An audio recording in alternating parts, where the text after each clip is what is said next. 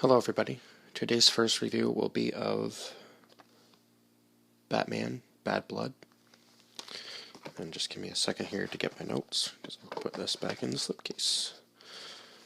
Okay, so this movie was a little bit longer in runtime and actually had some more action-packed scenes in it, so there's actually more to analyze in this movie than as opposed to some of the previous movies, which seemed like shorter reviews to me. Anyway, and I like to make them as long as I can, just because I like to give more in-depth, but some of the previous films, it was kind of hard to do that because so little happened, it seemed, I guess. But they were still good films. Still go watch them. Recommend them. Maybe there was stuff I missed. Who knows? But somebody else may have picked up on more stuff than I did. This just, yeah. Sometimes the reviews are short, and also they were shorter movies too. Like, they're just each over about an hour long, so... Anyhow, let's get into this one. So Batman Bad Blood. So Chucky's soul has been kidnapped by some masked assailants. There's a turf war between this mob and the rival gang who has crossed paths with Batman. The mob is known as the Black Mask Mob, so if you remember from some of the other movies, Black Mask was a character that was in them. So he's returned for this one, I guess. Although this is a totally different story, so... But anyhow, Chucky is being tortured. Batwoman comes to his rescue. Batman shows up shortly after her. Batman and Batwoman take down the assailants and question one of them, Firefly, as to who he's working for when suddenly their boss shows up. They end up fighting with him. In the fighting exchange, Batwoman is knocked over the railing. This man then blows up the building. Batman is able to save Batwoman. Holy crap, this is going to be... I need to just slow down. Batman is able to save Batwoman by throwing her out of the building into the water. So it kind of makes it look like Batman has died at this point.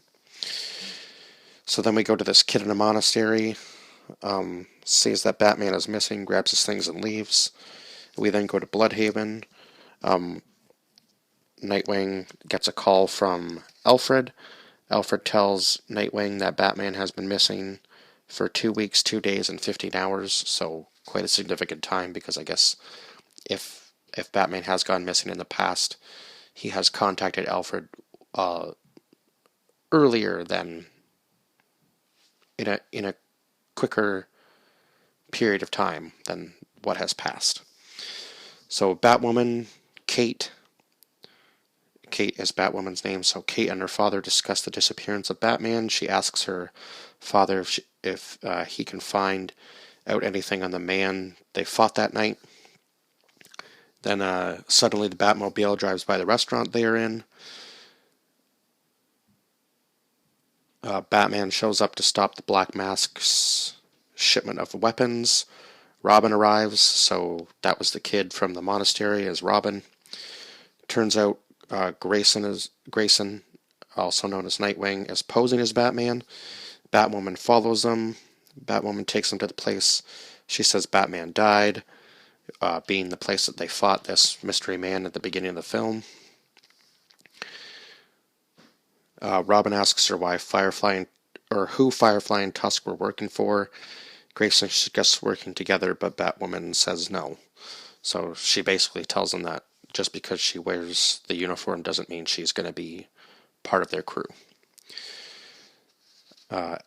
We then go to Alfred showing Grayson and Robin Batman's files on Batwoman Kate. So it turns out that Nightwing, Grayson, knows who Kate is. She was abducted when she was young. Her father led a rescue mission to save her, along with her sister and mother. Unfortunately, her sister and mother were killed, but Kate survived. So then she followed in her father's footsteps and took on this role as Batwoman. But Batman says that her methods are improper and a danger to everybody else and herself, because she also uses weapons like the bad guys. Kate's father then gives her the identity of the mystery man, known as the Heretic, and his sidekick Onyx. The Heretic has made dangerous friends, criminals across the city, and is an enemy with Black Mask. So clearly he's made a name for himself. The Heretic breaks into Wayne Tech's. The Heretic asks Mr. Fox to let him into the vault. So Mr. Fox is basically the weapons expert, I guess, to Batman, makes all of his tech and stuff.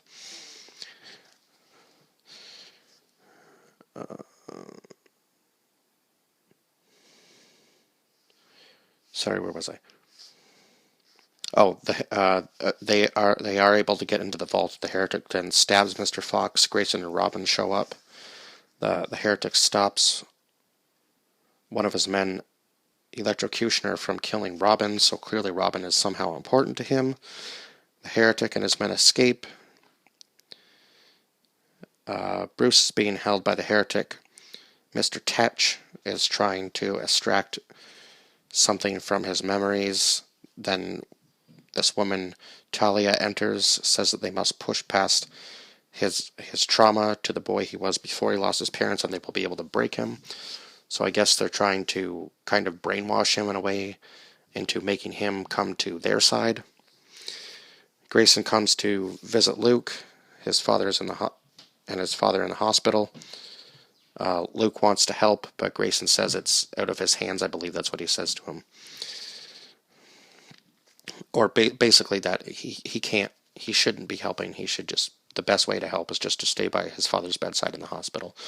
But Luke is a soldier, so he wants to be able to be out on the front lines and help them fight the fight, because obviously his father was injured due to the Heretic breaking into the vault and killing him after, or not killing him, but stabbing him after he was done with him.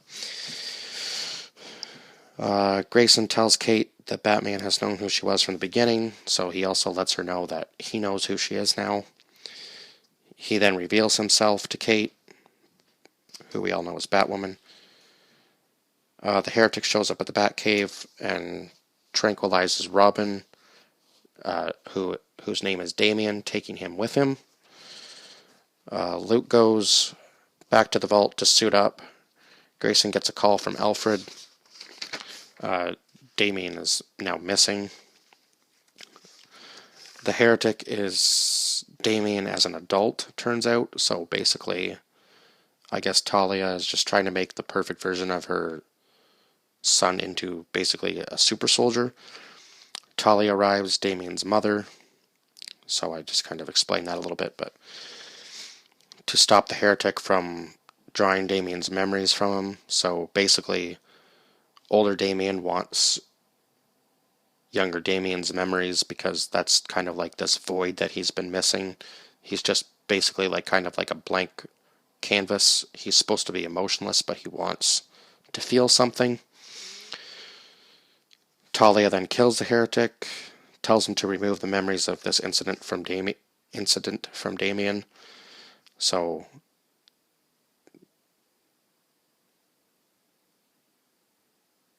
yep. Grayson and Batwoman track down Damian through his uniform. The Sisters of the Perpetual Grace, who are like a religious group who have or I don't know what the word is, but they have factions, I guess is a good way to describe it, all over the world. Anyway, Grayson and Batwoman end up fighting with them when Luke shows up as Batwing to help. Talia and her men retreat due to the fact that there's obviously 3 of them coming after them. Damian gets Bruce Batman out of the machine he was hooked into. Bruce is Damian's father, which kind of caught me by surprise. I guess I never knew that before. Grayson and Bruce have an argument over whether Batwoman should continue to work with them. Grayson tells Kate Batman wants to keep it in the family. Suddenly, Kate's father attacks her. Luckily, Kate is able to knock him out. Then Batwoman tells Nightwing and Robin about her father attacking her, says her father has no memory of attacking her.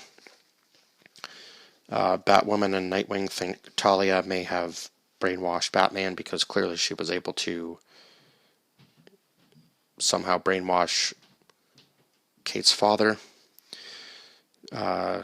So Bruce is at this convention showing off these new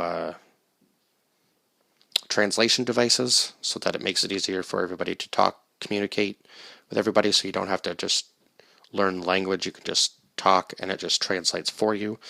So Talia taps into all of Bruce's translation devices, basically rendering everybody just robotic, kind of like in a trance-like state. She is also able to control Batman at this point. So the League of Shadows is Talia's group, I suppose. So Tetch from...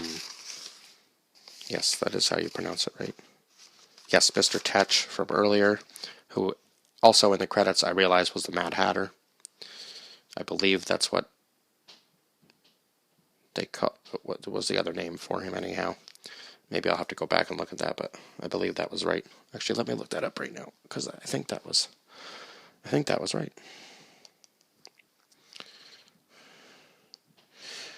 Anyhow, I'll just finish this and then Anyhow, I believe that was right. I'm not going to look that up right now. If I was wrong, I apologize. So they're trying to work on brainwashing everybody else, while everybody else is fighting with Batman and Talia and her group. Alfred is able to stop the transmission. Everybody kind of comes to. Talia tells Batman to kill Nightwing and Robin. Nightwing pleads with him to not give in. Eventually, Batman is able to fight it. He shoots Talia's weapon out of her hand before she can kill Nightwing from behind. Talia escapes, but Onyx is on her escape ship and attacks her. The ship crashes and blows up. So unfortunately, Talia still dies, even though she was able to escape. I was kind of hoping for maybe another movie with that, but I guess it's not going to happen. Batwoman becomes part of the team, and then just before the credits roll, Batgirl makes an appearance. And that is it. That was the film. So this movie I'm going to give a 10 out of 10, because the storyline was fantastic, and the animation was good, and the action sequences were, oh my god. Yeah. The animation for these action sequences really blew my mind, as opposed to the previous films. So I even give a 10 out of 10 for that. Yeah, just based on the action sequences in the movie. So yeah, and just everybody's storyline, kind of the twists and turns in this movie, kind of making you go, oh wow, I didn't see that coming, as opposed to some of the other movies which were kind of not predictable, but just more of just one straightforward storyline instead of having all these characters and then they end up just being connected somehow. I thought that was kind of an interesting way to do it without actually letting you know that they were all connected somehow. They did a good job of keeping that a secret, I guess, until they're all kind of in the same room together, basically. Because I did not see the heretic being Damien as a man. I thought, honestly, to be honest with you, I thought the heretic was going to be Bruce. That's what I thought when he first pulled off his mask. I was like, oh my god, it's Bruce. So that really threw me for a loop. But anyhow, yeah, this film was a 10 out of 10 for sure. I would highly recommend, if you're going to watch any of the Batman animated movies that I've seen so far, that this would probably be the first one to watch, and then just go back and watch the other films. Because you don't really have to watch any of these in any particular order, I don't think. Well, I mean, I suppose if you're going to follow one storyline, I guess we'll get down the road, because I'm assuming Batgirl is going to be in the next one that follows this storyline anyway. I'm not sure which movie that is, but we'll get to that when we get to it. So yeah, that's everything I have to say about this film. Please like, share, and subscribe, and I'll see you guys in the next one. Bye-bye for now.